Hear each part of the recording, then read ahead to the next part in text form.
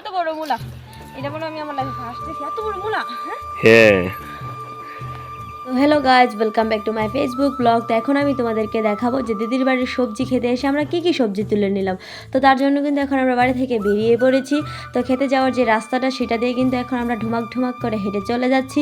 আর তোমরা যে ক্ষেতগুলি দেখতে পাচ্ছ এগুলোতে কিন্তু সবজি লাগানো ছিল, এখন কিন্তু বিক্রি করা হয়ে গেছে। আর শীতকালে যে সবজি পাওয়া যায় এগুলো কিন্তু আর কিছুদিন পরেই পাওয়া যাবে না। তো যাই হোক, আমার ভিডিওটা স্কিপ না করে দেখতে থাকো তোমরা।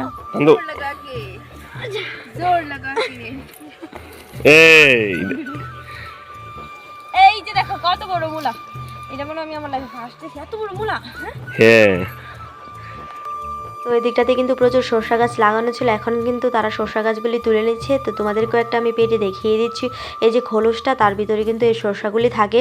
তো গাছগুলো তুলে নিয়ে কিন্তু তারা আবার ওদের শুকোতে দেবে। তো আমি তারপর আবার চলে এলাম টমেটো খেতে। তো টমেটোগুলো কিন্তু এখনও কাঁচা রয়েছে, তো এগুলোকে আমি আর পারিনি। তো তারপর চলে এলাম বাঁধাকপি খেতে, বাঁধাকপি কাটার জন্য।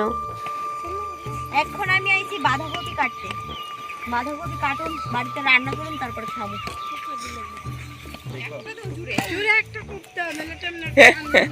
ওই কই কই দে গুলা আছে কোন এ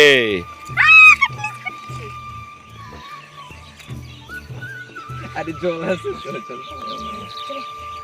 বাঁধাকপি কাটতে নিয়েছি আমি এখন। দেখো এই জায়গায় আমার এই কৃষি কাজে ঢুকাই দেবো।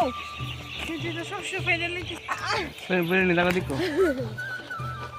আর কিছুদিন পর থেকে কিন্তু এখানে আমাকে দেখা দেবে, প্রায়ই দেখা দেবে, কারণ আমি এখানে জব নিয়ে নিয়েছি, জব পেয়েছি, সরকারি জব।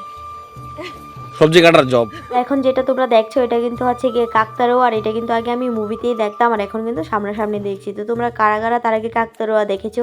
তো তারপর চলে এলাম আমি আলু খেতে, আর এখন কিন্তু আলুগুলো আমি মাটি থেকে তুলে নিচ্ছি, কারণ আলু কিন্তু মাটির নিচেই হয়। তো তার আগে কিন্তু একটা আলু আমি তুলে নিয়েছিলাম, তো এগুলো কিন্তু এখনও বড় হয়নি। তো তোমাদেরকে দেখাবো বলেই কিন্তু আমি মাটির নিচ থেকে আলুগুলোকে তুলে নিচ্ছিলাম।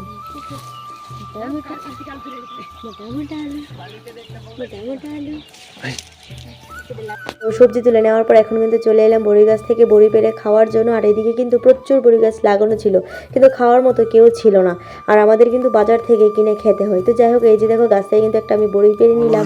ফলন ফলন গরম ফলন দিছে বড়ি। Thank you.